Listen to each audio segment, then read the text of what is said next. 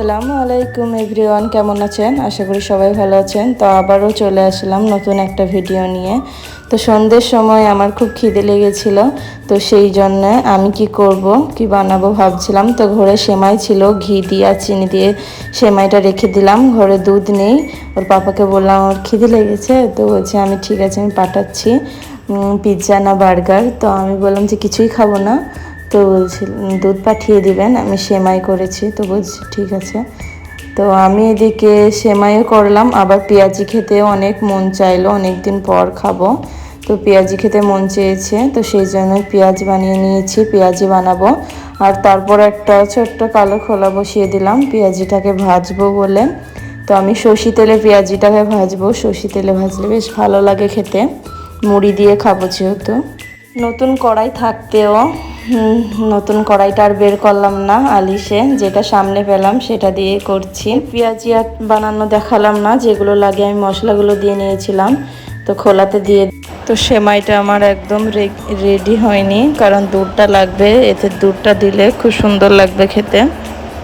তো একদম রান্না না, ভাজা ভাজা, ঘি দিয়ে ভাজা দুধ দিয়ে করব। তোর পাপা পাঠিয়েছে দুধটা, আর ওদিকে একটা শর্মা রোল পাঠিয়েছে আমার জন্য।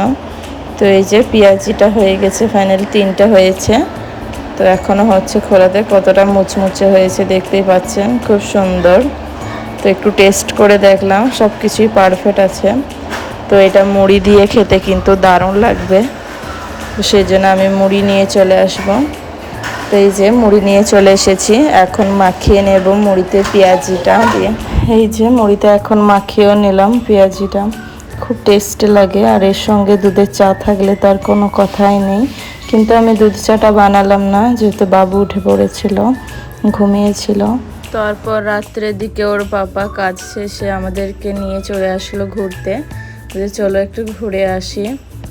তো বলবে দিন শেষে তোমাদেরকে রাত্রে না ঘোরালে আমার একদমই শান্তি হয় না, কারণ তোমরাও তো মানুষ, সারাদিন ঘরের ভিতরে থাকো, রাত্রেও বের হও না।